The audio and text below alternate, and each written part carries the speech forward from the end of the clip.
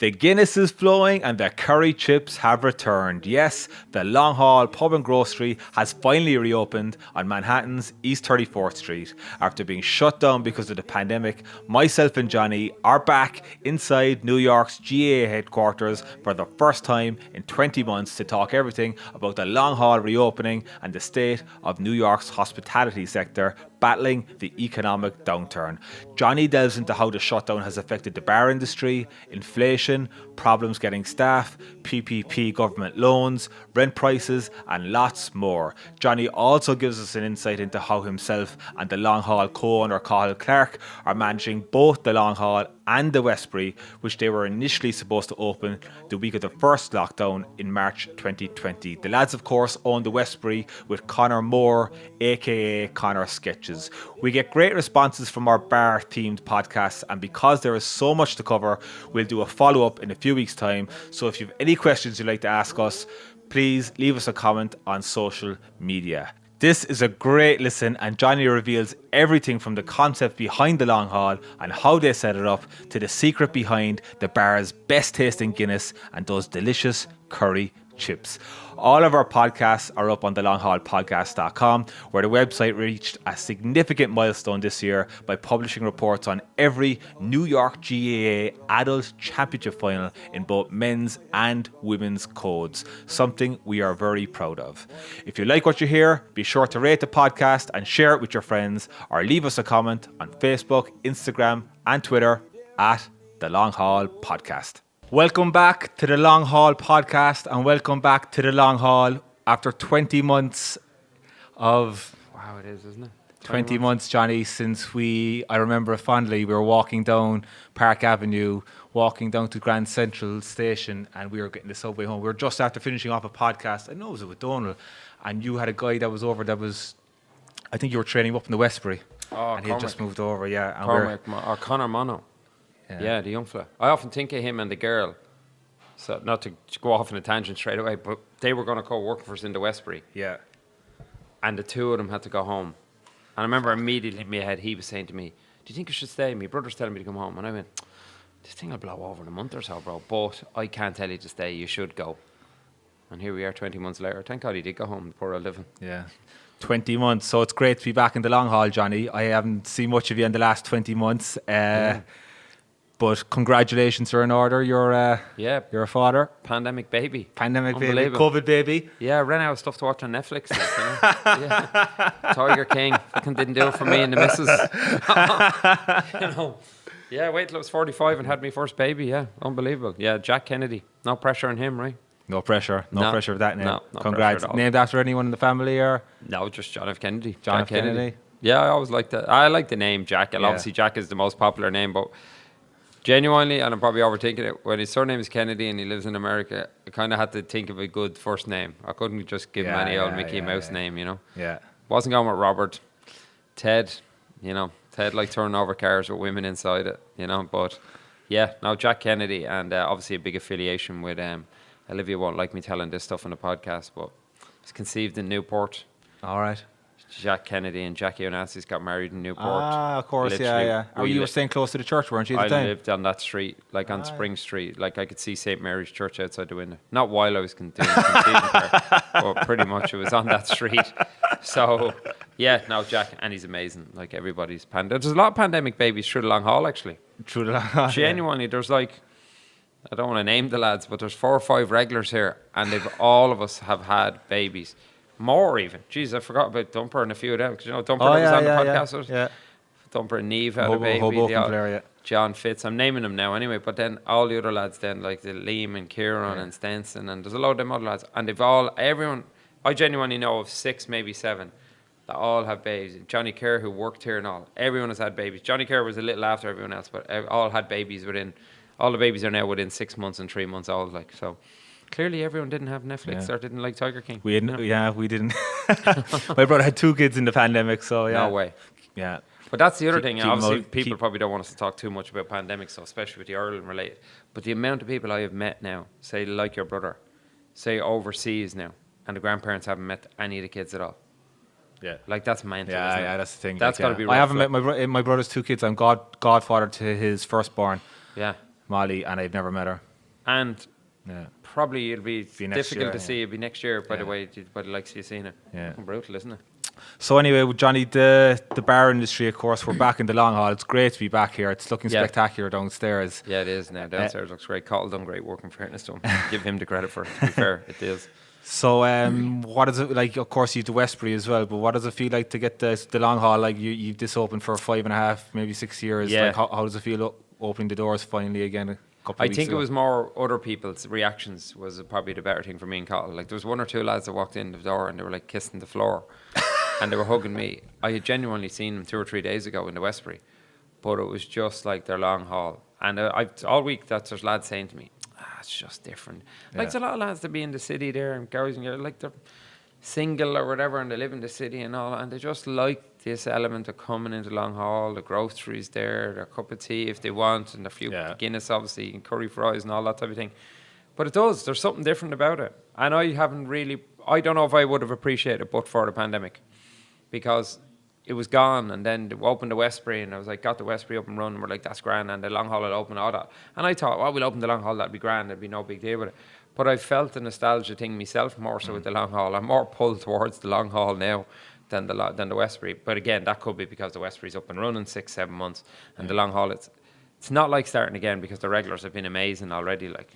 Let's go back over first. So, like you closed down on Paddy's Day, March 20. Do a quick recap. You were just about to open the Westbury yourself. Cathal and Sketches is involved. And Conor, that's right. And Westbury, Conor Moore, and you were supposed to open a bar, and then the place shut down. Yeah, but genuinely, that guy you talked about there that we were walking up the park with, the likes of Conor and the girl from Clare. Yeah. My initial thought was I felt for them at the time because I thought we'll be fine. The bar will open now in a few months. But then to go a full year of it not open, and I know we went over this stuff before, but from there to where we are now, it was kind of Long Hall not reopening sooner was a lot more to do with the type of customers we have are very much Irish, obviously. Tourists is a big factor for us. So we didn't push to open till the 8th of November with the flighting, with the Europeans coming over. Okay. So in our head we said we'll shoot for them, and plus we could focus on the Westbury. But I was also saying to people when I'd meet them, you know, staff and all. And I won't lie, I was kind of just saying that as a kind of, I didn't think it was that big a deal. It's worse than I thought it was.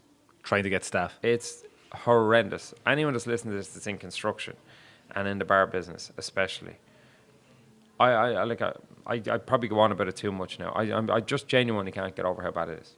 I mean, you're hearing about like bars that are like people coming in, there's lads coming in looking for $25, $35 an hour, and they're just regular line cooks. Dishwashers making like 900 to 1,000 and all this kind of. I'm not begrudging the lads making the money, but them numbers don't match up. Like with the price of food and the price of material for construction wise now, it's not sustainable. But not to be degrading of we all know I'm stating the obvious here, like. They didn't go home to Mexico. They didn't go home to Ecuador. They're not going back to South America, much like most of us didn't move back to Ireland. So where are they like? So I was asking the chef like a couple of weeks ago. I said, and he said, they're doing deliveries. And I in every shape or form, he says, they're on the bikes. So kitchen lads went into construction. But I was like, November will come around. That'll knock that out. Probably all Mexican lads. Yeah, a majority of Mexican lads, a good few Ecuadorians, but mostly Mexican lads. So a lot of them went into construction. But I said, when the weather turns, they'll come back. Now, the weather hasn't got terrible, but it's not just that. They're going doing deliveries. They're their own boss type of thing. There's nobody annoying them. But any kitchen I ever worked in January, with the exception of one job I ever had in America, they're treated great. Like, it's not like you can't treat people bad anymore in any industry anyway. You're not getting away with that shit. So now what's happening is they're going into some bars, they're getting into some job. And I'm not knocking the bars for this, but the lads' hands are forced to overpay them. And then that travels through a community. Like I had one bar owner a few weeks ago text me and say to me, I have a number here, he says, call this girl. She just called in here, she's looking for work. And I said, no way, great, I'll call her. I text her straight away, I said, are you looking for a line job? Are you looking for a line cook's job? And she goes, yes. And I text her straight back and I give her the Westbury address. She never replied to me. So I waited about half an hour. I thought she was on the train, maybe something. I text her again, are you looking for work? She never replied to me. She wasn't just looking for a line work. She was looking for work in that bar that person gave me the number in because they're paying them $25 an hour. So she'd got wind that they were paying $25 an hour. To me, that is the problem. Now, I'm not knocking that bar. They've no choice. They're in a dilemma. They've created that in themselves as well, but they're in a position probably to pay it. But what's their option? Not pay it. But they're also the problem as well then, you know what I mean? And I get it. They're coming in telling you they're over in Hudson Yards and the restaurants over there offering them $30 an hour. And is it because a lot of them are gone to construction? It's more reliable job. Like you could. Well, I'd say there is. Well, that happened with the Irish more so. A lot of the Irish girls and guys, bartenders and waitresses, office work, got into office work and got into construction. I know a few good girls that were great bartenders for years, and I spoke to one or two of them, and you know what? Good luck to them. I don't blame them. They're dead right. You know, and that happens, and that's fine. And I think I don't mind the bartending end of it. Maybe that's because I can do that myself. But you don't want me down there making your chicken curry, you know what I mean? So, but I think there is that, but there is the element, you're getting home at 6 o'clock in the evening, and I understand all that type of thing. But it's happening in construction. I spoke to a guy yesterday at the bar, one of the lads from Kerry, he has his own construction company. He literally was at the bar yesterday here having his lunch, and he let a guy go that he has over 10 years with him.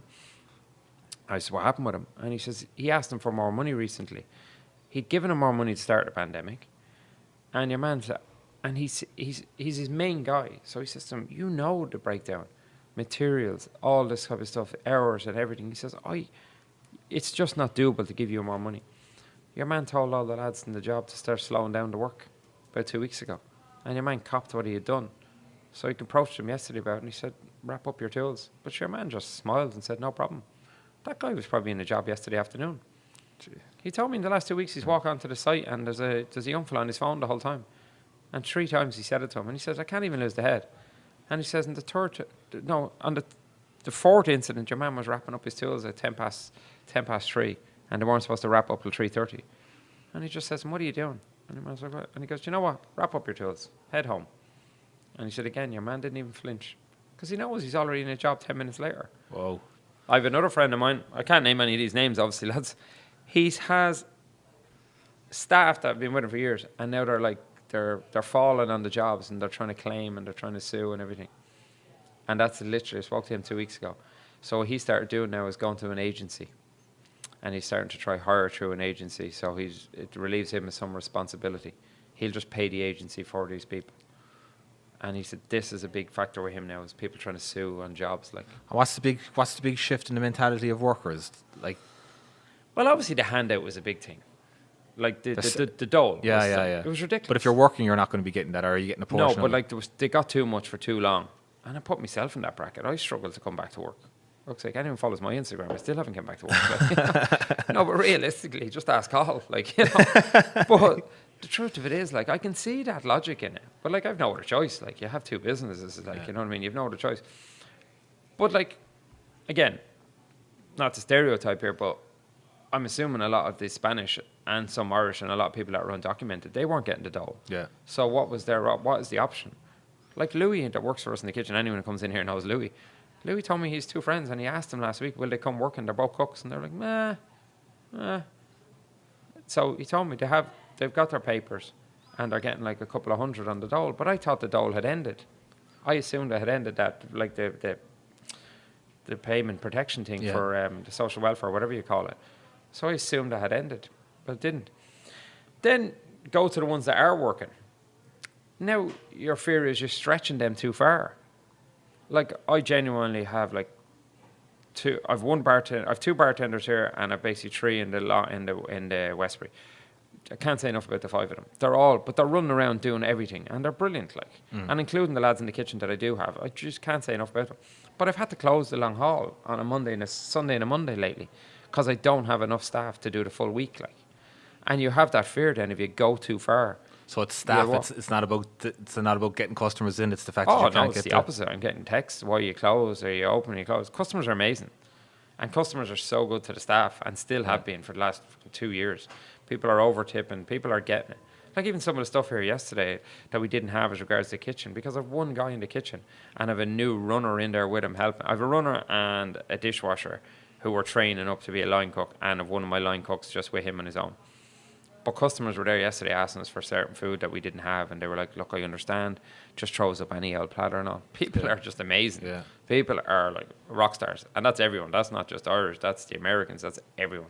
Like, I just can't get over them. But it's staff, and the staff you have, as I say, you're afraid of pushing them too far, because you can't do that to them either. Mentally, then they're no. Never mind their tip cup. They're no good to the till. They're no good to anybody, and it's not fair on them. So we're closing on a Sunday and a Monday here. And that's cost factor for us then. So tell me, getting back to, you opened the Westbury and you kept the Long Hall closed. What happened with your rent there, the landlords? People were very interested, those podcasts when we spoke about the landlords. This guy was great. In the Long Hall. Yeah, this guy was great, but that's not to say the other one wasn't. But when I think I hit on this before, he's just so good to us here because he obviously has a good mortgage. Yeah. And to be fair, and I'm like putting ourselves down here when I say this. I don't know if I mentioned this before, but one of the conversations we had with him, I just said to him, Tony's his name, right? I said, Tony, he's not Italian for the record, but I said, Tony, the reality is, I said, Long Hall is on 34th Street between Park and Madison. Some people think it's a great location, but I'm in the business long enough. It's not a great location. It says a lot of credit to us and the place and to the Irish that came here that has made it a kind of a destination. But it's not. Everyone that comes here genuinely goes out of their way to come here. You know, New Yorkers are spoiled. Like, if you don't have a bar on your block where you work, you're like peed off. You're like, oh, this is great. So my point to Tony was, I said, Tony, if we walk away from that, believe me, nobody's going to be running up to take it off you. And if they do, they're going to want it for nothing. Yeah. So, and to be fair, he took it on board. He goes, okay. And he went off and he came back. He spoke to the broker and everything. And he came back and he done us an amazing deal. So me and Cathal weren't really under any great pressure with him here. Now, we had to give him compensation for, you know, some of the pandemic stuff and stuff. But going forward, he's really working with us in comparison to some lads that I hear stories of. But again, and I've definitely hit on this before, I don't buy into this bashing landlords thing. I really don't, because I think it's so unfair. Sure, there is some landlords, but not all landlords are like big-time Charlies. So you have some landlords that are just no different than probably you or I, that mortgage this one up to another one, and they just can't afford. And then I know tenants here I definitely know one or two tenants here that probably made more money during the pandemic than they did before the pandemic. And then they were lowballing their landlord. Yeah. You know, and then their landlord got sick of it. And in some of them relationships, you can see the strain in them now in certain bars in the city. And then you have other bars that, like, and I have to mention them because, like, when you look at Jackdaw and you look at like Haswell Greens, and probably a lot of bars in the West Village, East Village and all. But them two in particular, and not because of my affiliation even with my brother, and a lot of Third Avenue there. Like Tara Rose, Bank Cafe, any of them along there, the Gem and all them bars. The majority of them bars and all stayed open during the pandemic. And they worked their arse off. And the lads in Jackdaw especially, I remember being down with the lads at the early stage. And you could see, like, this is going to be difficult. This is going to be difficult. And you know what? If you haven't been to Jackdaw and you're in town, you have people in town, and you're not going to Jackdaw at the weekends or anything like that, you're missing out. And great credit to the lads, like. Corner store, I think they ended up getting 120 seats outside and everything. Isn't it brilliant? It just goes to show, New York, like, you could have been given some of these bars this the whole time. Like Barry that owns Crown Alley down there. Barry would be a family member of the lads that own the Palace. On everyone would famously know the Palace is on Fleet Street, which Willie would like to tell everyone, in the Palace in Dublin. It's not Temple Bar, it's Fleet Street. To everyone else from the country, it's the bar at the top of Temple Bar. But Barry owns Crown Alley that's down on 19th Street, I think it is, somewhere there around the Chelsea area, right? Barry got in there and the community board told him, pre-pandemic, you're only getting a 2 a.m. licence, and they made him sign the lease on the condition he'd never look for outdoor seating. Pandemic comes along. They wanted him to have outdoor seating in order to open. Now that's the makings of Barry there, because his bar is like it's tight enough and it's a beautiful little bar. Totally recommend anyone trying it. But he has this amazing outdoor seating now. But he would have never had that but for the pandemic, and the rules and regulations wouldn't have it. The lads in Jackdaw could have applied all they like for that kind of outdoor seating, and the community board would have never agreed to it. But now look what it's done for that community, like. Yeah. There's some restaurants there's more seats outside than inside, and you're like, Jesus, fair play to them, like. Oh, two of the regulars here, Podge and Jerry, that everyone would know, like Podge and Jerry, two of the lads that everyone would know. They're like a couple from Clare and Tip, like anyone would know, lads. The boys lived on the Upper East Side up there, and they were telling me there was a little restaurant around the corner there, but some, I don't know what your man was, like an Albanian or something. But the boys never went into his restaurant pre-pandemic. They never even noticed it. Pandemic hits, there's nowhere else open. The two boys and Barry and a few of the lads, they all went in for your man for a drink, but they became a bit of a local then for them because they found places because of the pandemic. And that's, I think the likes of, I said, the Jack Dawes, the Haswell Greens, Tara Rose, all them bars now, they deserve a lot of credit because they stayed open. Like, Noel Donovan is up there on 58th Street beside Bloom's Tavern there, but literally up there at Bloomingdale's. Random area like that people would pass going over on the bridge and all, and it's kind of in around that street. Wouldn't be an area that you would think of going to, like, being a young person saying around the Midtown area. Same thing.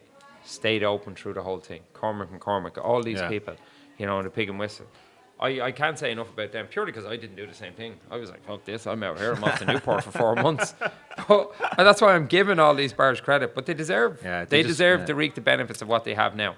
And when you hear other people saying, "Jeez, I know I'm not getting back up and running, it's not great at the moment," not for nothing. You have to start again, like. So, accept it. Before we came on, I was listening back to that podcast we did with Cormac and Cormac, who owns Pig and Whistle, and I remember you just saying that some people just wanted to get back to work, even to break even was just enough, just something to do. I think that'll be the same for this year for a lot of bars still. Like them bars I mentioned and some of the bars, like the lads will be doing great and doing well, but like it's all relevant too. Their landlord could be still looking for money. Yeah. We don't know what's coming in January and February. I personally think, I know it's a topic at the moment, especially for Irish people, about what's going on at home and South Africa and here and Biden and everything. This will probably come back to bite me. I can't see us going backwards in New York. I just really can't. I just can't see. I can't imagine it. But we still don't know what's coming in January and February for a lot of lads. And we have a new mayor in January as well. Mayor Bill de Blasio is gone, and Eric Adams is coming in on the 1st of January. So yeah. I spoke to a cop yesterday. It was a good friend of mine. He was in here actually, you know, and I was saying, it'd be great to get rid of this mayor and this new mayor coming in.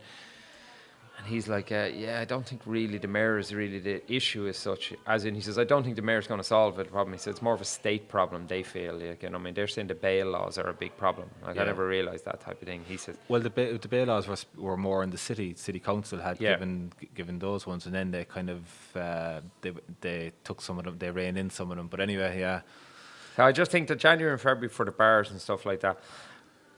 But there is certain neighbourhoods and pockets, like, and I'm not crying on behalf of myself here, but like a few other bar owners I know this side of the city, they really feel that like the east side of Midtown more so was really neglected in the sense of like even Times Square and stuff like that was kind of coming up, and you know it just seemed this side of over towards Grand Central, it was a lot of offices in this area. Yeah. They never got to come back as much, but that's, to me personally, just look, get on with it. I'm happy to be open. So when did you open when did you open the Westbury? You were supposed to open March 2020. When did you open? Literally exactly a year later. A year later. The day before Paddy's Day, or that day even. And so did you get did a lot of your customers from here totally go to the Westbury? Totally. First 2 days, like, I don't mind admitting it now, like, I had to keep the boards up in the window because I knew there's no chance the lads from the Long Hall coming in were going to social distance. That ain't going to happen. It ain't going to happen. And it didn't. So we didn't officially open the windows then till probably the 20th, thereabouts, because I just knew that I'd be wasting my time asking them. Like, there's lads in there seeing each other for the first time. Yeah. You know, they literally hadn't, it's like I hadn't seen you till today, like that type of thing. There was that type of element. So we got that open. I know the Long Haul customers, and they definitely kept the Westbury going up to now. But even during the summer, I've seen a lot of customers, new customers from the area, offices that were coming back. But see, the offices are allowed to come in pockets. Like, they'll come in little groups and stuff like that. But they're never going to ring up now and say they're ringing from Google or something like that and saying we have 150 people. They can't be seen to be doing that. Like, that's kind of seems to be what it is.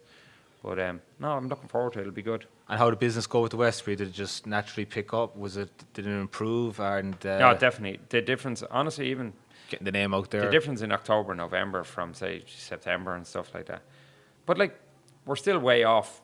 Yeah. The city's still way off what it would be like, say, in a normal October, November, December, and we all know that. These are the bar months, like. These are normally Summers are quiet. But even these Saturdays and Sundays now, it's supposed to be full of people in the city seeing the tree. Like, this is generally people from upstate. I would class as tourists at this time of the year. They all come from upstate and come in to see the tree, do their shopping, and they'll head back up. Like, these are people that wouldn't come into Manhattan from one end of the year to the other, like, but they'll come for this time of the year.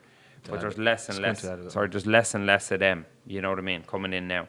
No, you seen with the Long Haul, it was kind of a progression. But the tourists, the 8th of November was definitely huge when the tourists started coming back. My cousin's a pilot there with Aer Lingus, and literally from the 8th on, she's been called in twice, like, to do flights and everything, extra flights. They're overbooked every day coming in. And we've seen a good influx of that with Irish and English, which has been great in both places. It's kind of like we had the city to ourselves the last 20 months. I walked up there a second ago, and people who haven't been in the Long Hall before. It's right next to the Empire State Building, so it's not too bad of a location, John. You could tell Tony that. No, in that sense, a huge line there. It was like everyone's back. It's like, geez, we could go into the Central Park all along the last couple of months, nice and quiet, and now everyone's back. So I know it is kind of nice to be. It is selfish, but it is nice to be back. We need someone to hide the homeless, like, you know what I mean. So you get all the tourists to hide the poor old homeless and people around. Like, there's a lot. I've had people come back now, which I did found a bit interesting. Now you're kind of a little bit cringing. There's a couple that come over every year from Kilkenny now, and they were here a few weeks ago. Of course, they're straight into me going on about the crime on the streets and how noticeable it is and that. And I'm like, I'm trying to defend it and saying there's no offices, there's no tourists to hide it. It was always there, but it's not. It wasn't. There's a lot of mentally ill people walking around. Remember early doors of the pandemic, you'd come into the city quiet, and all you could see was homeless people, and it was just. But you seen people that were more just disturbed, like. Yeah. You'd hear a random fella walking on the road shouting at the top of his voice. Yeah. I remember that across the road there in 34th. Yeah. What was it all, like, for me, I've been here 3 years. I've always seen those people here. Like 10, 15 years ago, would you get that many people? Is it noticeably different to you? I think you did a lot of homeless before, but they just look like, I don't recall ever, and I know I didn't. I never seen people injecting on the streets in 20 years. I was here till the pandemic.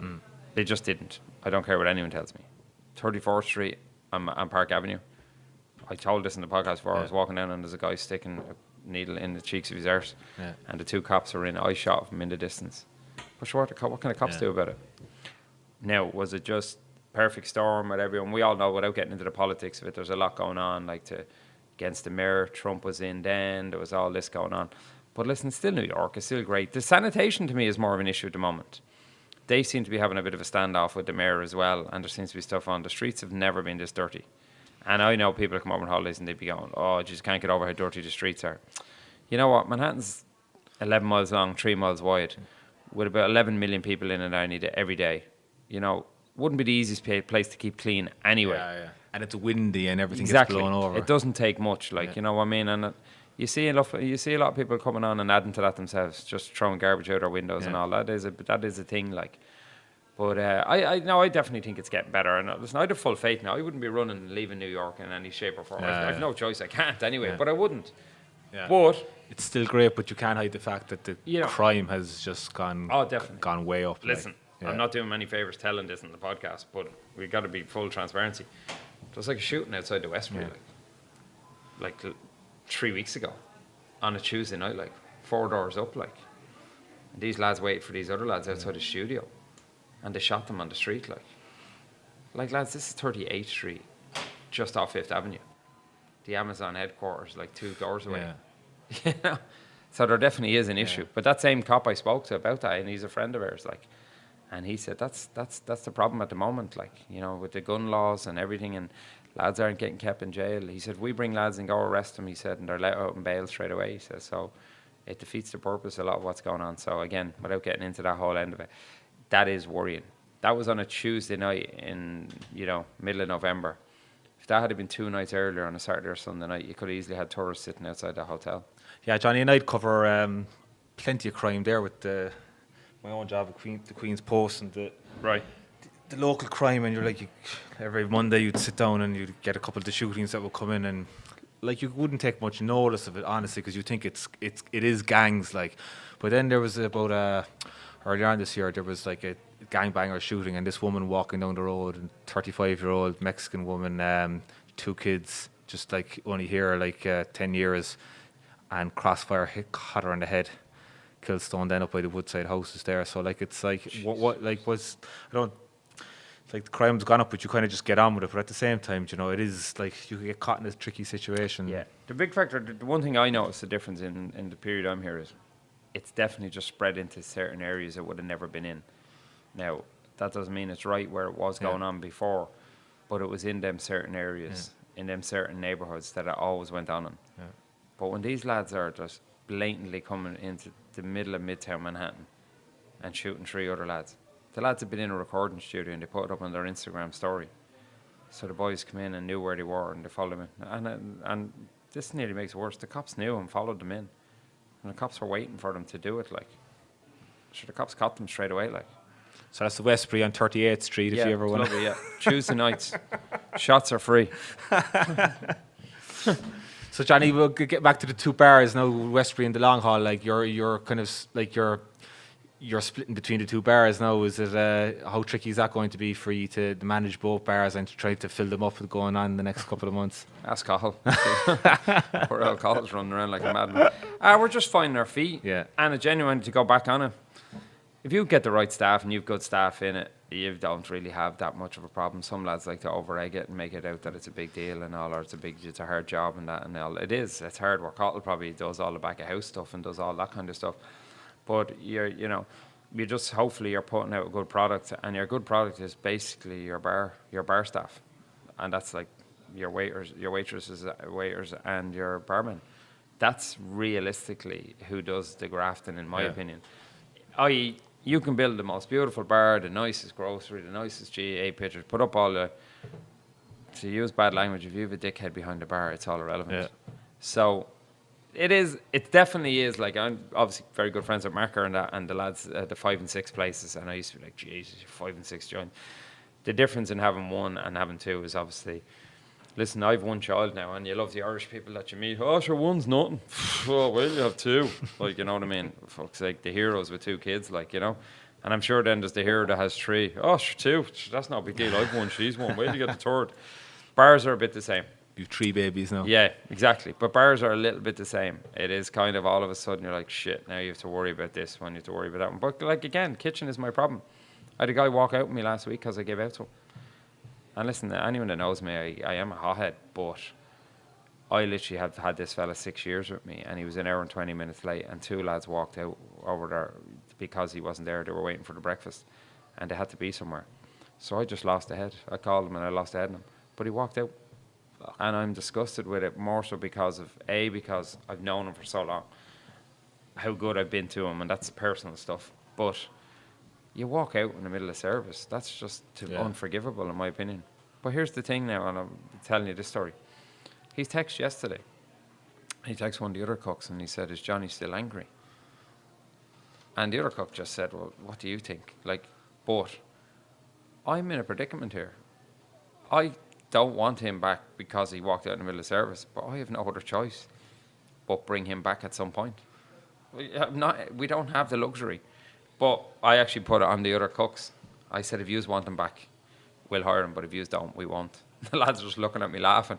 Because he's, he comes with his own baggage, but he is very good. And again, you can't get anybody. But that's the dilemma we're in right now. And this guy yesterday with the construction, the exact same thing. You have people demanding money. The thing I worry about, and I know a few people like this, and you know them yourself with personalities of certain people, is there's employers out there at the moment in bars and in construction and all, that it's in their nature to try to take care of their staff and it's to take care of their people. But that could be detrimental to their business. This is a situation where you might have to realise this is not doable. And me and that construction guy had that conversation yesterday, that there is construction guys out there that are trying everything to keep their staff. But it's the double-edged sword, like this inflation. Like, you can't get any materials in construction, whether it be steel, everything. Like, we're struggling to get whiskey at the moment. And certain brands of whiskey, because glass is becoming an issue. Like Jameson is getting hard to get and different things like that. Casamigos, you can't get Casamigos now unless you're buying it in a liquor store. It's very hard to get it from the Oaks. It just can't get it. But then you turn around, then you have a guy then looking at you and asking you for like $25 an hour. Yeah. And a box of spuds has gone from $22 up to $43 in a space of a week. That happened 3 weeks ago. Doubled, son. It doubled overnight. Don't start me off on avocados, like. All them Brooklyn heads with their fucking avocados. Bit of butter would be grand. Oh, fuck's sake. But genuinely, like, all them things, and anyone that be listening that's in the industry will tell you, there's nothing that has not gone up in the food industry. You are genuinely at a position now where you are actually, I guarantee there's bars out there that now are genuinely considering getting rid of food. They have to be. They have to be considering it. But wasn't food? Food was never like the ultimate breadwinner in America. You'd make the money. You needed it. You could do an amazing amount of food. Okay. But even your percentages on it, some bars probably know more than I do about this that are more food orientated. But there would have been a lot of margins in it because the risk of waste and everything and a mistake, all them cost factors. That's why I wouldn't be a fan of like a Grubhub or all them things. It also takes the customer to complain about that. Grubhub will charge you for it and they'll credit him for it. Yeah. You lose that $20 dish that night, like your profit could be gone on that because you're already giving like 10-15% to Grubhub. Yeah. So now the cost of it's gone up. Now you've the guy cooking it wants $25 an hour, and then you're thinking, are they going to shut the city down? There's still some bars that I walk by and I'm sure there's people that look at them that are still closed. Yeah, I've seen plenty of them. Yeah. And there's one in particular, and I wasn't calling it out of interest in taking it over, but I know the owner of the building. And I texted him and I said, what's the story with that bar? And he says, no, they're coming back. But in my head, I was like, if they're not open now, what is their plan? But you know what? Maybe they're right. I don't know. It's the fact that the landlord can't get anyone else. Maybe they got government money and they just said, you know what? We'll sit this out and we'll pay him till whenever. Tell me about that PPP money that you got. Has that dried up now for you, or and when you got it for the bar? I hope not. I'm not paying for Jack's school over. PP money and wearing it. Fuck's sake. Oh, listen, the PPP is great. I was with a friend of mine downtown recently. We were in a really well-known bar, and I had met this bar, the guy that owns this bar for the first time, and my friend introduced me to him. And my friend that doesn't live here, and he said he mentioned PPP to the other owner. He said, "Oh, Johnny loves the PPP thing, you know." And this guy says, "Sure, I'm after buying a boat, and I'm after calling it PPP." You got that at the start of the pandemic, was it? Like a? So you had two different PPPs. So the first PPP came in, and it was very much wage orientated. So 60% of it had to go to wages. Now, personally, you can't knock America. For what they done, in my opinion, they're amazing. Were they too quick and were they too amazing? Probably. But where could you knock them for that? So I think where the mistake, real quickly, what I think it is, they gave us too much in the dole, and then they gave us PPP money. So as a business owner now, I've PPP money and I've staff that are getting 1,100 on the dole. But to activate that PPP money, I'm supposed to take him off the dole, bring him back. But then the bars weren't opening. Yeah. So it was the first one was a bit of a disaster alone. So we had to use all that, try to get it forgiven. We've been fortunate enough now, Cathal has been, now to be fair to Cathal's been worked his arse off to get that one forgiven. So we got the first one forgiven. The second one they brought out then a year later or something like that was much more, the first one, was 60% it ended up being. 60% had to be on wages. The other 40% had to be on utilities and bills. But i.e. that could only be like Con Edison and some of the other major ones like Time Warner and stuff like your Spectrum or whatever it is. The second one came out, I think it was like 50 or 60% again was on wages, but you could use the other 40% for anything through the bar, which was great because anyone out there that's in the bars knows that with the minute they opened the bar, the amount of stuff that was wrong in the bar, like all the drains, all these other things, all this stuff, you had problems across the board. So you had to go and pay for it, and you had no money and you don't know what's coming. So that one came. That one is good. Now, if my maths are right on this, most people's second PPP loan is running out now in the next 2 or 3 weeks. So this is my point about January and February. January and February could be very interesting for some bars. Because if you've had a rough year, you've burned through the PPP loan come now by about 16th of December, like next week, in the next 2 weeks. Okay, yeah. And if this Christmas hit isn't what you expected it to be, you could see lads now probably looking at January and February and going, I'm out. That's my prediction, that there could be. And I think I said that with Cormac before. January, February, March. Now, hopefully they won't. They'll stick it. But them bars I'm talking about that are closed, each to their own, and I stayed closed for long enough. But what's their game plan? I'd love to know. I hope they have a good one and they know something I don't. And maybe they're right. I'm talking about staff here. They couldn't get staff. They couldn't get anything. The minute you open, that's when you start losing the money. But if you have a deal with your landlord and you're closed. And then there was the grant. Now, the grant doesn't seem to have hit. A lot of people didn't seem to get the grant. I don't know what happened with the grant. If anyone doesn't really know, it was lawless. It was actually disgraceful what was done. They basically brought out the start of it, and it was for minorities and women-owned businesses first. They were all allowed to apply for the first 4 to 6 weeks. So we weren't allowed to apply. Yeah. So I do know some bars in the city that got it. And a couple of them I know lads personally in them. And they said they're just fortunate that the business was in the wife's name. And that's how they got it. Yeah. And then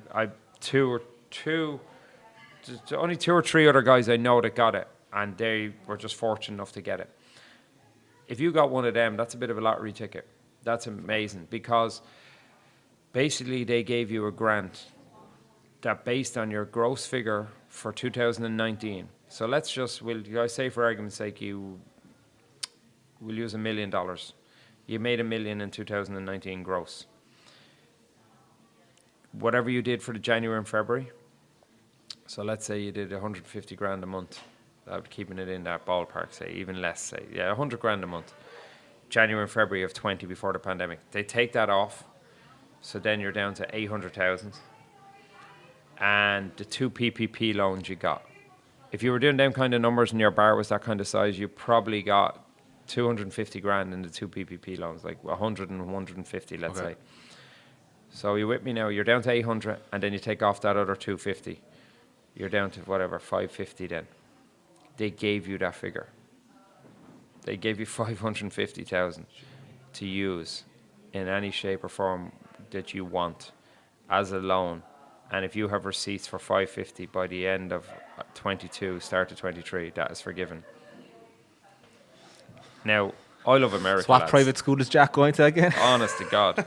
He's not even going to school. He's going straight into the bar business. Oh, sake. Honestly. For bars that got that. But you could do cartwheels if you got that all you like. You're going to need that. You don't know what's coming. Yeah. And before we get excited about that number, landlords knew it was coming. So in some of my friends' bars, the landlords sat around waiting for that money. So when lads were saying, the landlord's been good, he's not coming near me. Landlord knew it was coming. So he waited and he waited, and the deadline came, because it happened to me at the Westbury, and the landlord came to me, did you get that grant? I says, I bought this place in Christmas 19.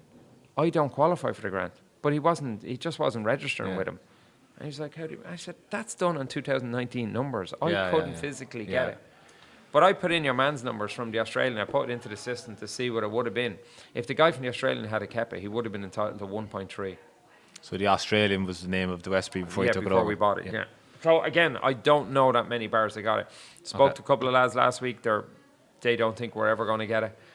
I personally think that still could come around for us because you can't discriminate like that and not give it to the other people. But the other thing about it is, and something like you hit on earlier on about the Irish vintners, why are they not giving out about it? There doesn't seem to be we're not giving out. There's not people giving out about it. I've called the lawyer a few times about it, and he says, "Oh yeah, they're trying to kick up stink about it, but maybe it'll come around again. I don't know."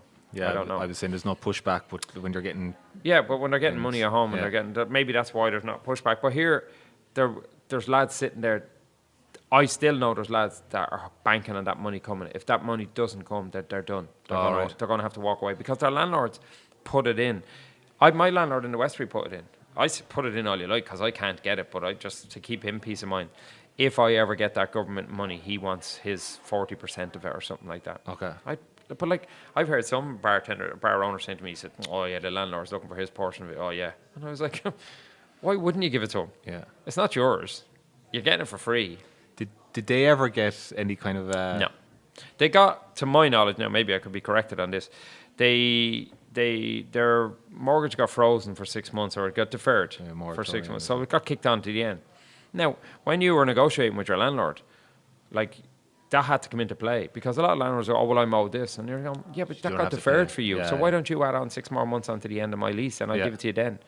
Which I can see the landlords, but in the short term. But I'd be on the landlord side on a lot of this stuff. They did nothing for the landlord. Why doesn't he get why didn't he get a corporate tax break? Why didn't he get something? Like a lot of lads out there, their landlords were good to them and they said to them, "Don't pay the rent, but still pay the taxes." Why did they have to pay it in New Jersey? They didn't have to pay it. They didn't have to pay it in Connecticut.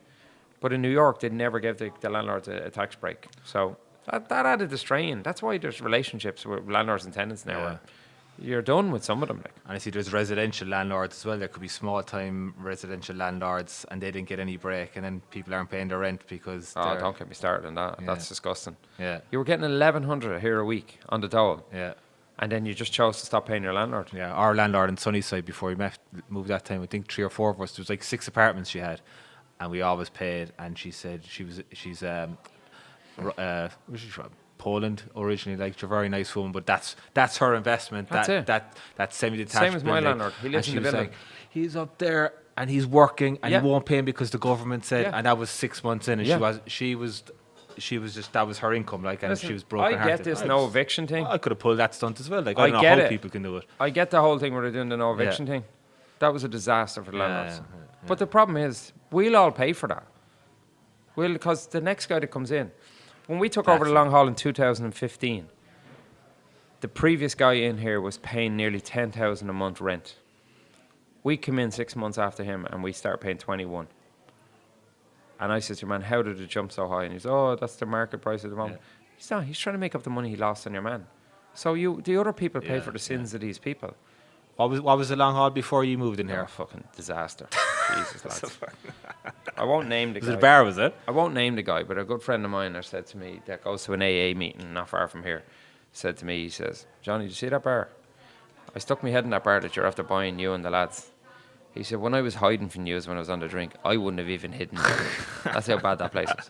I can't tell you how bad it was. I like a dive bar. This wasn't a dive bar. Zagat have a book for dive bars. They should have had a bar for shitholes. I was awful. It was awful. What was it called? What was it? Was it 2 stories as well? Or like No, the day we came to look at second floor here. the day we came to look at it, there was a girl living up here on the sly. Jesus. Genuinely. They used to play illegal card games up here. Where me and you were sitting here was a little kitchen. And right here there was a little monitor. Was there a bar where here? they had a camera on the door. And they were watching the door. So a customer came in, it was about a year open, and this fella used to come in the whole time, real flash guy in real estate, really nice lad. And I got chatting to him one day. And he told me, he says, I was in there one night when they were raiding the building, he said, for other goings on in the building. And he says, we were all sitting in here playing cards. And he says, and we were all sitting here. They used to play illegal card games up here. So I'm bringing all them things back, lads. You know, as soon as I get that grant money. I've seen the pictures, but I think people might be wanting to know what it was before. What was it called, Johnny? And I remember you telling me that you did a lot of money. You pumped a lot of money into getting it set up originally. So just give us a bit of a history. Oh, genuinely, like do a little bit of history on the Long Hall. There's a Long Hall in Dublin that you kind of. Yeah, there's a Long Hall in Dublin that my friends, more so than me, had a great affiliation with. One of my friend of mine, Tony Robinson, that passed away. Tony and his wife Marion, his kids and I'd be very good friends, but they would have hung out in it a lot. And I used to be always listening to them talk about it. So when I'd go home, I'd go into it, and I loved it, and I loved the look of it. Yeah. It's like 260 years old or something like that. It's on Great George's Street, and it's just one of those old heritage spots. And I just loved going into it. I just loved everything about it, and it still is. It's a class place, but it's the Long Hall was actually the name. Everyone assumes it's the Long Hall because it's the bar, but there used to be a hallway to the side of it, and the women would sit in the hallway, and the men would get pints. They weren't allowed in, was it? No, the women weren't allowed into the bar, so they'd pass out the drink out to the women in the hallway. Fuck. So I'm trying to get the hallway downstairs here now on the right and try to get that going, but I don't think it's... and that was it. And then it was when we come in and we looked at it, and it was me and two of the other guys, and we were looking at it, and I was like, the Long Hall name, and that's why for anyone who's been to Long Hall in Dublin, the clock downstairs that we have, like that little separation with the clock, that's nearly a little bit of homage to it. Yeah. But what they have in the one in Dublin, it's like an oversized mantelpiece clock. So imagine a mantelpiece clock in your house, but they have a huge one of them. But trying to recreate that would have been a disaster. So we came and looked at it. There was a bar here called the Murray Bar. The guy had promised the landlord sun, moon and stars. He never did anything. And these are things that end up affecting you then. Like, you think nothing of that. But your man promised the landlord he'd do this, he'd do that, and do this. He did nothing. Stopped paying rent after 3 or 4 months, ran it into the ground. So then we come to the table with him. We've no affiliation with that guy. We're not even the same nationality as that guy. But your man's scarred from it. And the things we agreed to do with the landlord, you would never agree to do. Just little things without getting into them. Just little things with how you pay rent, your bank account, direct debits, all this kind of stuff, leases, loads of different things you would have never agreed to. And the landlord walked in one day and we had literally tore the whole building apart. We were reinforcing the roof, reinforcing everything. And he's an old Chinese man. He'd be Tony's father, like, and I could see him just looking, smiling on his face. because we've now brought up the value of his building. Yeah. So, to be fair to him, not that Tony be listening to this, but we've a great relationship since then, because he's seen what we've done. And anytime I have problems in the bar there, me or Cathal find anything or whatever, anything's doing, we get it fixed ourselves. And if it's expensive or if it's, a lot of stuff, we let him know. If it's something minor, we just do it. Now, I'd still tell him I fixed it, but I don't go looking for the money off him sometimes, because he has been very good to me in other things. Like in comparison to other lads with the pandemic, I can see how a lot of my friends were really stressed out because of the relationship they had with the landlord. Like, you think about it. If you were sitting there in the middle of last summer and you have a lad demanding like 50, 60 grand a month off you, and I don't care about pandemic, and that happened to friends of mine, that's stress. Yeah. I never had that in either bar. I didn't have that situation. So hence the reason why I have a 6-month-old now, and I was in Newport for 4 months, because I just genuinely didn't have that stress from either landlord. But I was just lucky. So when you moved in, it was yourself, Cathal, and myself, Cathal, and Jerry McAdee. Yeah, Jerry's since gone out now since we got in. Jerry, to be fair to Jerry, Jerry was in the construction business. And Jerry was with us all the way through getting the deal done to re-sign here, and Jerry just opted out at the end. And it was all done amicably. It was all fine. We're all good friends. And I could see it. I could see why. To be fair, and Jerry wouldn't mind me saying this, I said to Jerry 3 or 4 times, if you want out, I don't blame you. And Jerry's like, no, I don't really want out. I want to help. I want to stay in. But like... So it was yourself, Cathal had... you 25 and Jerry had 50, was it? No, we were 3 ways. Oh, 3 ways. It was 3 ways with the 3 of us. And then Jerry just said, lads, look, I'll walk away. I just want out. And he says, we'll come up with a deal and to get me out. And but to be fair to Jerry, I think Jerry was worried that him pulling out would have jeopardised the thing going forward. Yeah. And it never would have. That was never going to happen. And to be fair, I'm glad, because friendships are more important. And they genuinely are. Like, more so me and Jerry have been friends for I've been friends with Jerry for 15 years, and I'd still class Jerry as one of my better friends. Jerry built this place. This is Jerry, me and Cathal, regardless of whose name is on the lease now. It's still me, Jerry, and Cathal. So in that sense, that's how I would look at it. And Jerry was equally very helpful with us getting to Westbury. Jerry was never really on he kind of was in and out at the start, but we probably wouldn't have got to do Long Hall but for Jerry either. So Jerry was a huge help with us getting the Long Hall again. And you're Dublin, obviously, Johnny. Cathal Sligo, and Jerry's Monaghan. Monaghan. Yeah. Okay. All his pictures got moved down to the toilets, Jerry. Just in case if you're in here, if you're looking for them, they're down to the toilets. And what did you have to pump into the place initially? Too much. Too much in the sense you learn. We spent nearly 1.5 in here, 1 point something anyway. But just for anyone that'll be listening and stuff because there was the lads asking me now. You get a lot of young lads asking you. And to be fair, I remember Jerry saying this across the road. We sat across the road, myself, Jerry, and there was another guy involved originally. Around the time it was Cathal and this other guy, but the other friend of ours just opted out at the time. But I'll never forget, when we were sitting across the road, there's a Dunkin' Donuts across the road for anyone that doesn't know it. And I remember the other guy saying, well, how much are we talking here to get this going? And Jerry just goes, $1 million. And I remember the way he said it. And the other fellow was like, what? And Jerry just goes, well, there's 100 grand that's literally unavoidable, that you will not even see the benefits of. And I remember sitting there, and he was so right. You'll pay lawyer fees, you'll pay 5 or 6 grand for a license, you'll pay you have to pay your lawyer to do your signing on fee. If you're buying a bar off someone, you're giving them key money. But if there's no key money and you're just buying a new shell of a bar, Jerry's right. Between 50 and 100 grand there is unavoidable. Because I'd hear lads saying, you go in, you get a bar open for 300 or 400. Okay, maybe you will. But there's 150 of it. There's 100 of it that's gone. That's just lawyer fees, little things here and there. Then you have your health department stuff. There's loads of little things that you just don't see, which I'm sure other people in other business know as well. Stuff like that is so it's unavoidable. You're going to spend serious money on that. But then you learn your lesson. If any young lads are out there and they want to get a bar, my advice to you would be, location is super important in one way. But generally, you're going to make the location. If yous are good, you look at the factory down there in 3rd Avenue and Tara Rows and bars like that. There was other people in there before all them lads, in both of them bars, that didn't do that well.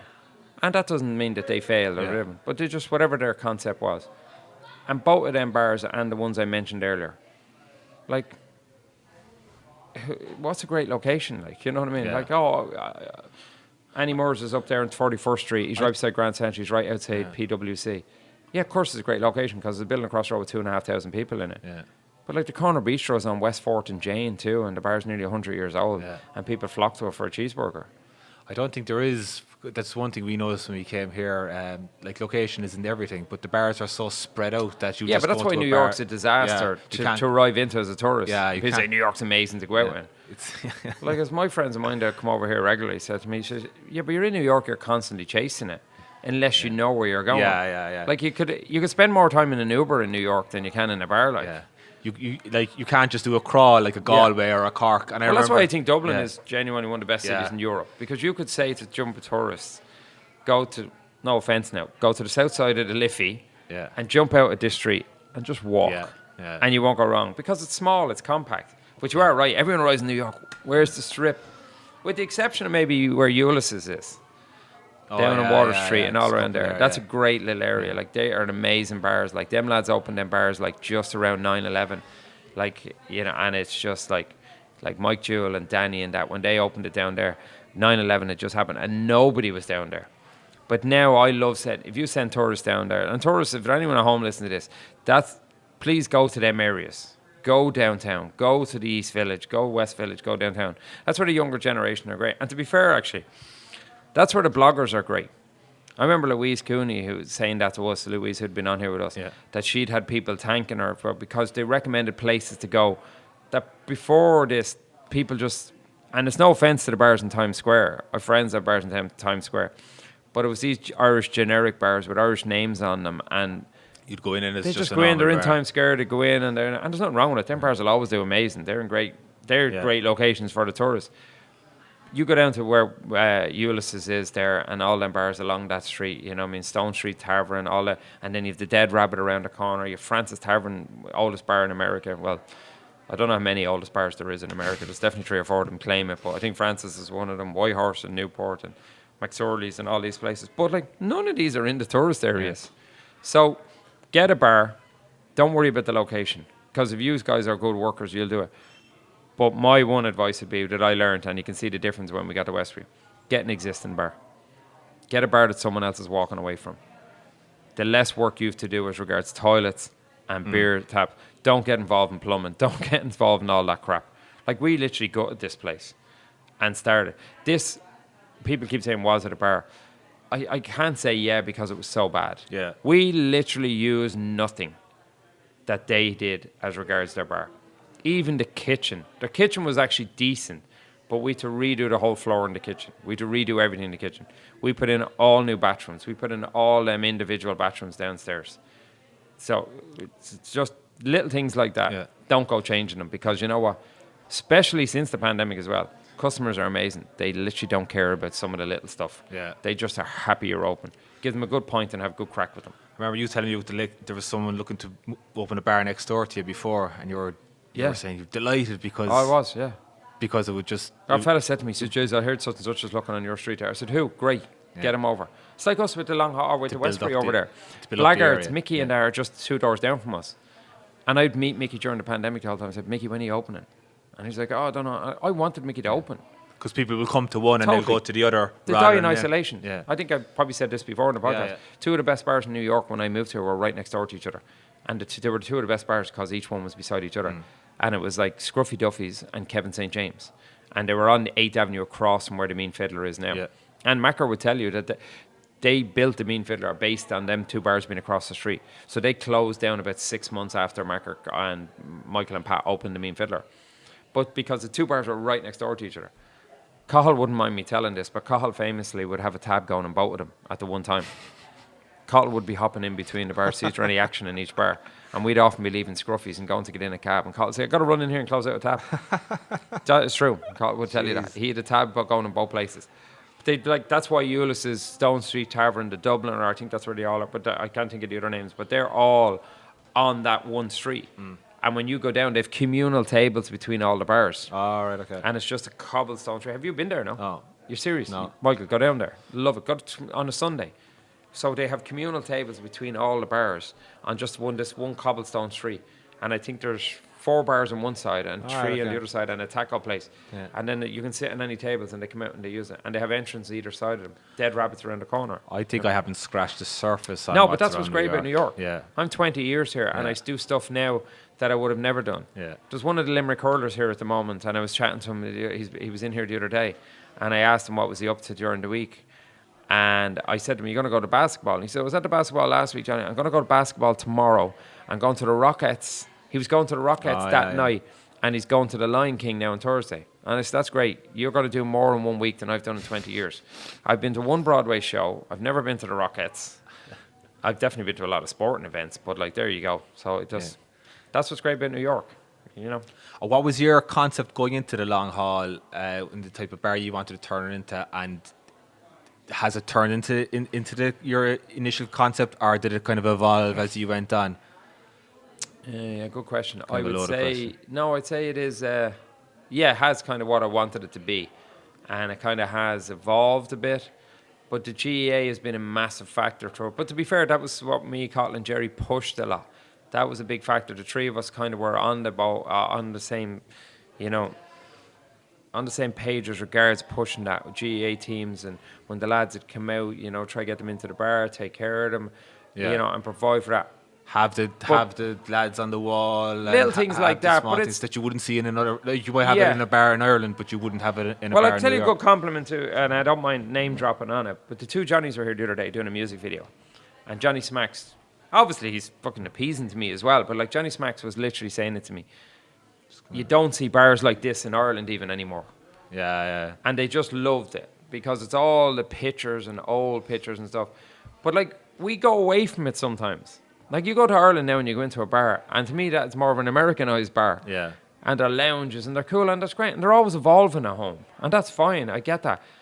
But the palaces of the world, you know what I mean? And the Kyo's and all these old school bars and stuff, they'll always be there. Yeah. The long halls with the carpet on the floor, they'll still be there, like, you know what I mean? Like, for you, there's Reardon's and these places and all these cool bars. To me, they're cool bars. Like, I remember a fella saying to me there a few years ago when he put neon lights into his bar, and he'd all this, and this is fine, don't get me wrong, but to me it wasn't. I didn't like it. And he turned around and I says, "Oh, you did the neon light." I was trying to have a little dig, and he goes, "That's the way it's going now, Johnny, neon lights, people are going away from the wood." I just couldn't even answer him. People are going away from the wood in bars. If you're listening to it, fuck off. But genuinely, we put it in. My thing is, I don't like TVs behind a bar. I'm not knocking bars to have them, but I don't like them because to me they're a conversation killer.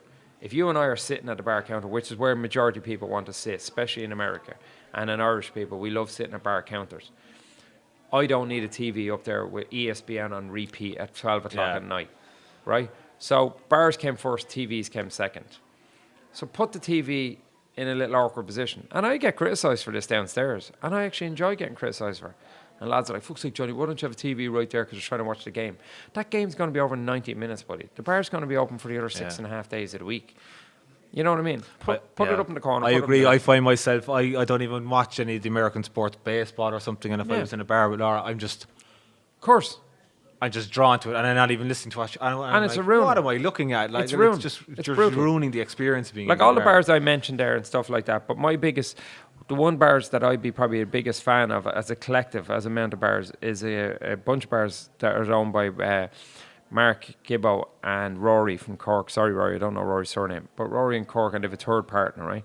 And the guys opened Bua years ago. Mark did, and another friend of his, I think.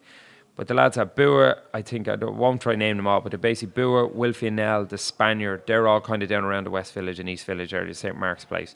And they've two bars in the Bonnie in Astoria and Sweet Afton, and then they have the other one on the Upper East Side, fabulous place. Jeez, sorry lads, it's escaped me anyway.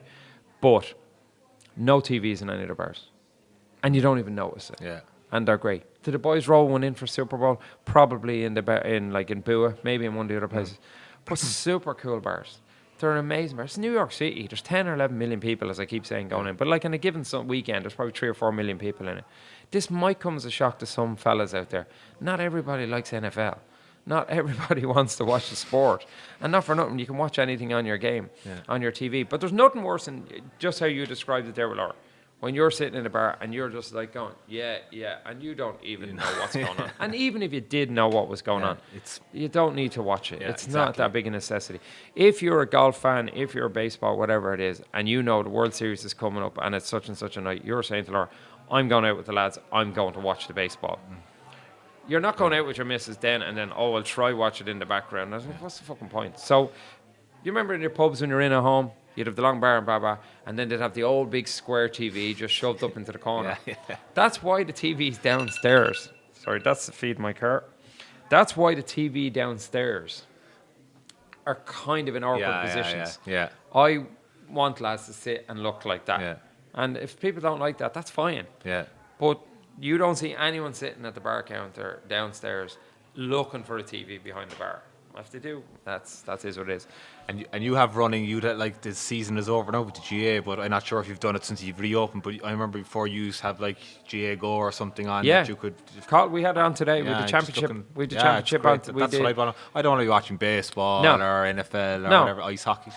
And that's fine too. I know some people do, but... Yeah, but they do, and that's fine. The majority of Irish people who are... coming here, don't want But a lot of the young Irish lads here now and all that know more about NFL than you and I might be because the Sky Sports and the younger generation they have. But they're more inclined to now, if they're going out, they'll probably go to a game quicker. There's nothing wrong with having it on, but it just doesn't need to be in your face in a bar. But that's all every bar. You don't get me wrong, by the way. I opened a bar with 3 TVs. And I don't know how many's here. There's 3 upstairs here now. So you do lose the battle. Don't get me wrong. You do lose the battle with the TVs. And it's with yourself as well. Like I was like, no, we only need 3 TVs. Within a couple of weeks, I remember Jerry or Cathal go, you could do with a TV over there. And but the lads agree. Me and Cathal will be on the same page about this. That's fine. We'll put up more TVs. We just don't want to put them behind the bar. Now, I often thought about putting them behind the bar and then saying, we'll turn them off or whatever. Never happens. It never happens. And then there was the fantasy for a while where they put the frame around them. So it made it look like it was a picture. They'd have the gold frame around. And they're good. And they're chalkboards. Tanner Smiths do them well. But the lads manage them well. But generally, I went into a bar years ago in Astoria. And I can't tell you how many TVs there was in there, lads. But it covered the whole wall, all the way around. The Yankee game was on Encore, which means replay. So it was on replay 3 hours later. And they still had the game on every TV. And I said to the female waitress, "Do you think there's any chance of putting the Yankee game on?" Obviously being sarcastic. And she goes, "Let me check my manager. I don't know where he is, but I'll get it put on for you." And I'm like, I'm fucking joking. But like, needless to say, that bar's closed anyway. Johnny, one of the things that, of course, has been a big appeal for people to come into the Long Hall is your Guinness.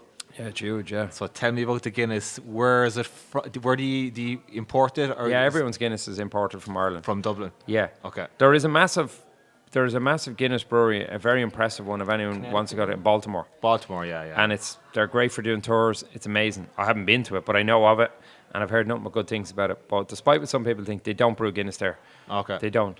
The Guinness comes from Ireland now. Like, they brewed it in Africa for a long time, and it used to come over there, and then there was Canada, and there was all this. But our Guinness is amazing here. Now, we're kind of having a bit of a back and forth now with the Westbury, because the Westbury's is really, really good. Like you now, I don't drink either, so I don't know. But I know by looking at it. Johnny put me off the drink. Yeah, drove him off it. This will drive him back on it. Yeah, to get the podcast set up, I said I'd go off. I haven't gone back. I'm a great bar owner, am I? Talking lads into giving up the drink. I don't know. I obviously haven't tasted the Westbury's, but I know by looking at the Long Hall, I'd say the Long Hall is better. And for anyone that's listening, the Long Hall is cheaper. So that's even more of a deal breaker. It's the compensation I give people to get down to 34th Street as regards 38th Street. What's the price of a pint of Guinness? I've no idea, but I know it's cheaper. I genuinely had a customer tell me last week how much it was, and shock horror, he was from Scotland. The minute he went to the toilet, I said to his buddy, I said, "Trust that fucker to know the price of it." And he goes, "She's from Scotland. What do you expect?" I think it's $8 here, and it's $8.50 in Westbury. And of course, it's a proper pint, because you go to other bars around, and they'd have like a 16-ounce pint in Europe. Listen, I've studied the Irish people well, man. I know what they're like. We all know what they're like. You could charge an Irish fella anything you like for a cocktail. He could buy the missus a cocktail for $18 or $19 in a balloon wine glass, pink gin, all the fruit you like in it. If you overcharge him for that Guinness, he'll wake up Sunday morning and he'll remember the price of that Guinness. And he's right. He is right. I don't care. I'll charge anything here. The only 2 things I care about in this place are the curry fries and the Guinness. The curry fries are good. Curry fries are amazing. Them chips are the business. I don't care what anyone says. They are like chips from home. Proper. But again, and the curry's like, it's the real deal. But we go to a lot of lengths for them two things as well. You know when you're in the chipper home and you see your man with the water bucket and the whole thing? Yeah. We do it all the same. We mix it out, we throw out the water, we throw it in. You know. What do you do with the curry? It's a McDonald's curry sauce. Oh. I think the trick is with McDonald's, a few lads have asked me, but when my drinking days, I remember going down there one night and I seen the lads making it, and they were using they put a little bit of cooking or a bit of cooking wine in it. All right. I think they put a bit of cooking wine. So I was down there drunk one night at about 2 a.m.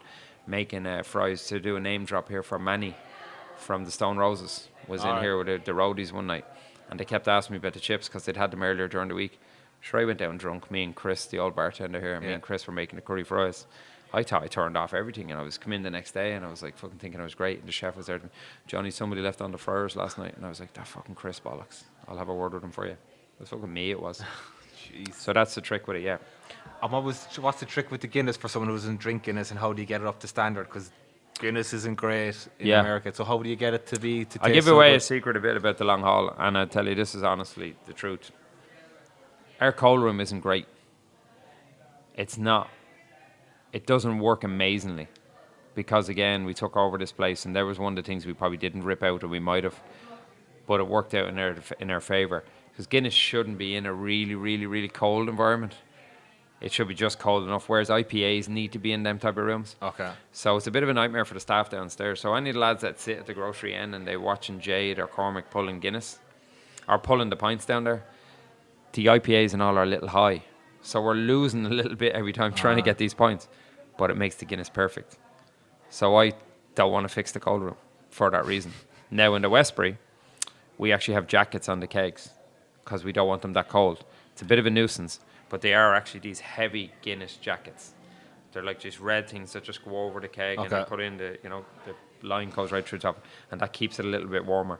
And does the length of the line make any difference? Is there different lengths here? I know people always go on about the length of the line. It's more the twists. So if you had a long line that went the length of the bar, but it was and it just dropped down and it was straight, that's better than having one that's shorter that twists a lot. Okay.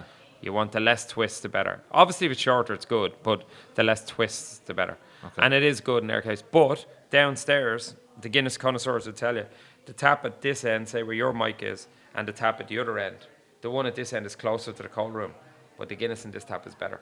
All right. Because that one's used more. Yeah. My honest opinion out there, it's all can be a little bit overhyped. I personally think this is a factor. People think I'm mad, but it is. I think that's a factor. But it's also how much you sell of it.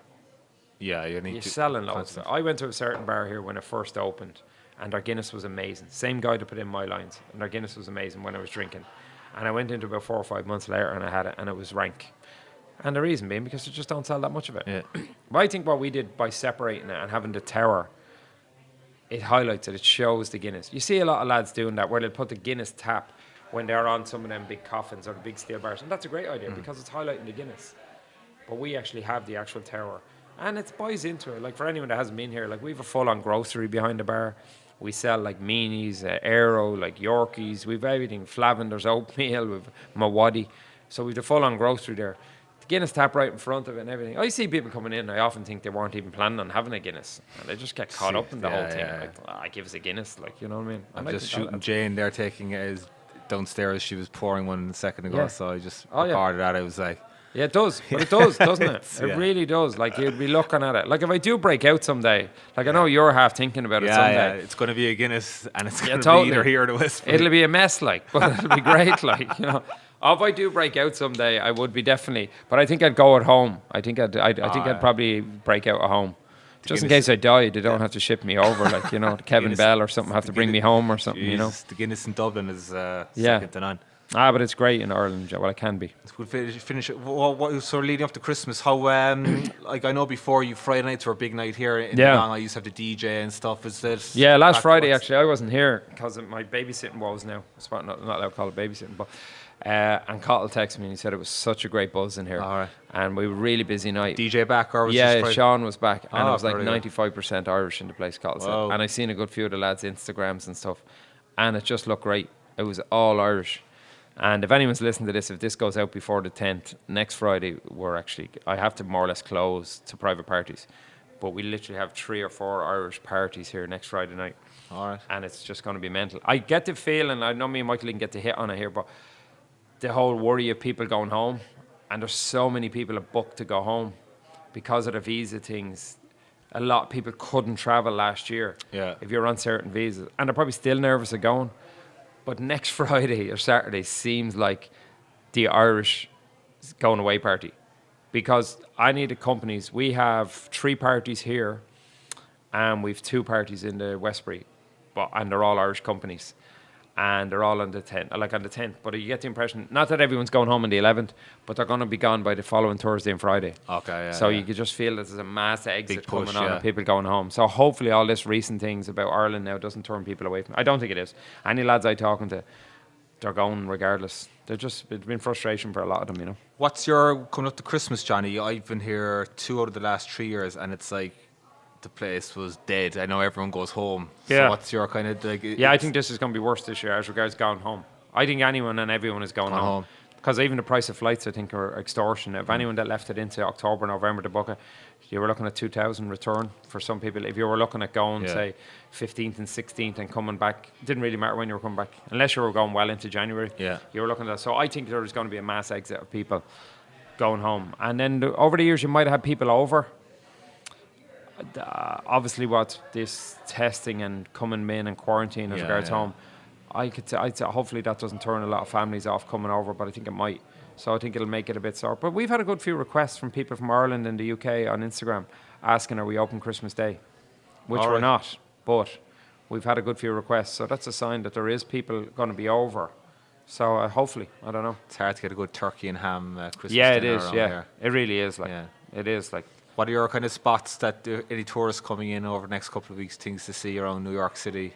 Well, the bars that I mentioned, if you're a younger generation, hit them bars that I mentioned. Yeah. But also, I always say, please go down around the village, and for your own sake, not for the businesses. Because the Midtown is hurting more than them business. But like, I'm saying as a tourist, if you're not walking down around the West Village on a Saturday and Sunday when you're here, walking down through them houses and in and around them like brownstone buildings, and they're amazing. Like, if you're listening to this at home and you're not booking in advance to go to a Balthazar on a Sunday morning for a brunch on a Saturday or Sunday and do some people watching, you know, if you want to go fancy and you're going to like the Waverley Inn, which is expensive dinner, but like it's just so cozy and lovely. All the Highline walks are amazing. But the big thing as well, and we were going to do it before in this podcast, even lads that live here, them ferries are amazing on the East River. Like I think they're $3 or $4, and you could go all the way down to like. Bring you down to the World Trade Center, jump on the Staten Island ferry, which is free. You know, all these things to do, like. But it's, you know, it's just great to see people back, like, isn't it? Like, seeing tourists on the street and all, like, I think it's amazing. I'm looking forward to going to the pubs now the next couple of weeks, couple of months. Like, the last year and a half, I was like, as we said, like, there was no European tourists, and we were... I've been away every couple of months, like going Austin, Nashville, Florida, whatever. But no COVID in them places, bro. There isn't, but like I was in them as well during the year with the lads with the golf, and there isn't different attitude. And even New York now, Huey was here from the Boar's Head, like, you know, and obviously anyone that knows GA in Ireland knows who Huey is. Yeah. And Huey and Anne come over because their daughter is in Fordham here now, and they come over to say. And the minute Huey walked into the Westbury, now we're really busy that day.